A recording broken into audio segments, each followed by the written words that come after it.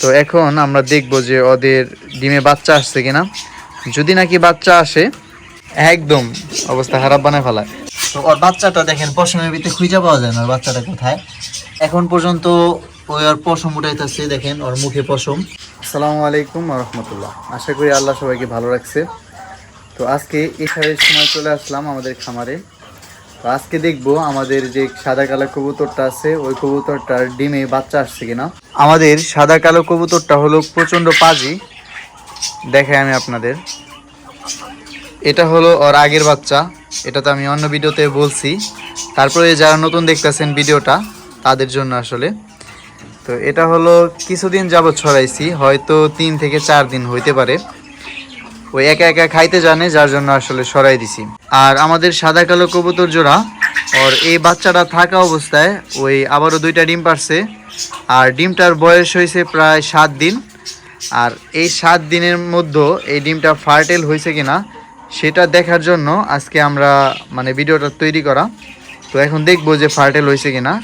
আর আমাদের এই জোড়া কবুতর প্রচণ্ড রকমের পাজি, দেখতে দেখা যায় কতটা শান্ত, কিন্তু অনেক পাজি। দেখে আমি একবার আমার হাতটা দিলে একদম কামড়াই করে, কি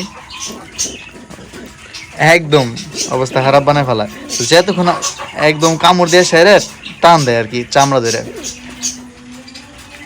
তো দেখা যায় যে নর্মাল ঠুকুর দেয়, কিন্তু আসলে প্রচণ্ড ব্যথা পাওয়া যায়।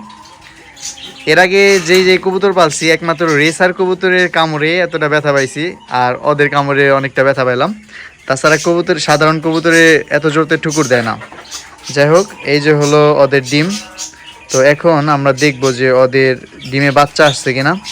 যদি নাকি বাচ্চা আসে তাহলে আমরা ওদের ডিম ওদের নিচে দিয়ে দিব, আর যদি বাচ্চা না আসে তাহলে আমরা ডিমগুলো ফালাই দিব। তো ডিম দুটো চেক দেওয়ার আগে আমি আমার লাইটটা জ্বালাই নি মোবাইলের, কারণ মোবাইলের লাইটের উপরে যদি আমি ডিমগুলো না দেই তাহলে ভিতরে বাচ্চা আসছে কিনা সেটা ভালোভাবে বোঝা যাবে না। একমাত্র কোয়েলের ডিমটা চেক করতে একটু কষ্ট, কারণ কোয়েল পাখির ডিম সিট হয়, যার জন্য বোঝা যায় না যে বাচ্চা কোনটায় আছে কোনটায় নাই। তো দেখি এখন এই দুইটার ভিতরে বাচ্চা আসছে কিনা। এখন আমি আমার মোবাইলের লাইটটা বন্ধ করে নিলাম, না হলে দেখা যাবে না বাচ্চা। দেখেন, তো এই ডিমটার ভিতরে কিছুই নাই বললে চলে। আমি ভাবছিলাম এবার 2টা বাচ্চা হইব, খুব আফসোসের কারণ যে এই ডিমটার ভিতরে কিছু নাই। তো খুব খারাপ লাগতেছে বিষয়টা। এখন এটা দেখার বেলা। আল্লাহ, এটার ভিতরে কিছু নাই। কি অবস্থা ভাই, হয়তো বা কি কমার, একটা ডিমের মধ্যেও কিছু নাই। তো যদি ডিমের ভিতরে বাচ্চা থাকতো তাহলে এই যে এখানটায় যেখানটায় আর কুসুমটা দেখা যাইতেছে, এখানটার ভিতরে রগের মতো থাকতো। তো অন্য সময় আমি দেখাবো যে ডিমে বাচ্চা থাকলে কিরকম দেখা যায়। আর অবশ্যই যারা খামারি আছেন বা অন্য আছেন তারা জানেন যে ডিমের ভিতরে বাচ্চা থাকলে কেমন দেখা যায়। তো কিছু করার নাই, ডিম 2টা নষ্ট। এর আগে আমি চেক করি নাই, তো ভাবলাম যে চেক করে দেখি শুধু, কারণ এর আগে আমার 2টা ডিম নষ্ট ছিল। অনেক দিন তোমার বসছে, বাচ্চা ওঠে না। পরবর্তীতে কবুতর 2টা অসুস্থ হয়ে পড়ে, যার জন্য এই 2টা ডিম আগে আমি একটু চেক করে রাখলাম। ডিমগুলা ফালাই দেওয়ার পরও দেখা যায় ওরা বইতাছে। তো ওরা যাতে অসুস্থ না হয়ে পড়ে, ওদেরকে আমরা 3 থেকে 4 দিনের জন্য রেস্ট দিব। এখন পর্যন্ত দেখেন কতটা পাজে আমার হাতের ভিতরে, সরো। তো এই যে যেটার ভিতরে ডিম পারে এটা সরাই দিন। তো পরবর্তীতে এটা পরিষ্কার করে ইনশাল্লাহ আবারও বসাই দিন। তো এভাবে রাখুন প্রায় 4 থেকে 1 সপ্তাহ। আইছে রে।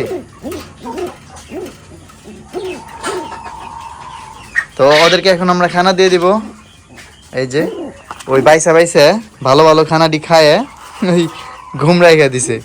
যাই হোক, এখন আমরা ওদেরকে খানা দিব সবাইকে।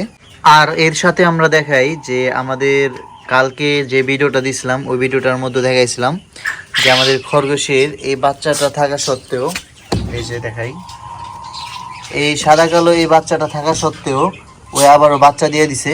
আর ওর সাথে কোনো জোড়া দিয়ে নেই, এখন পর্যন্ত ওর পশম উঠাইতেছে, দেখেন ওর মুখে পশম। তো এখন পর্যন্ত ওর পশম উঠাইতেছে।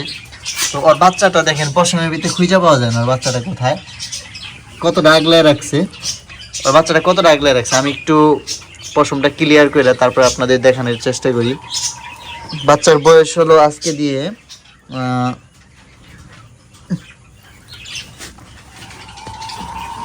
এই যে বাচ্চা। তো এটাকে আমি পশমের ভিতর থেকে বাইর করলাম, আসলে একটা বাচ্চায় উঠছে। তো আবার কিছুক্ষণের মধ্যেই আবার পশমের ভিতরে চলে যাব। তো আশা করি ওকে ঠিকঠাক মতো খাওয়াবো, কারণ এর আগের বাচ্চাগুলো না খাওয়ানোর কারণে মারা গেছে। আর ওকে আর ডিস্টার্ব না করি তাহলে নাও খাওয়াইতে পারে। আমরা ওকে ঘাস দিয়ে দিচ্ছি একটু আগে, এই যে ঘাসগুলো। ভিডিওটা এখনকার মতো এই পর্যন্তই, দেখা হবে অন্য কোনো ভিডিওতে। আল্লাহ সবাইকে ভালো রাখুক। আসসালামু আলাইকুম ওয়া রাহমাতুল্লাহ।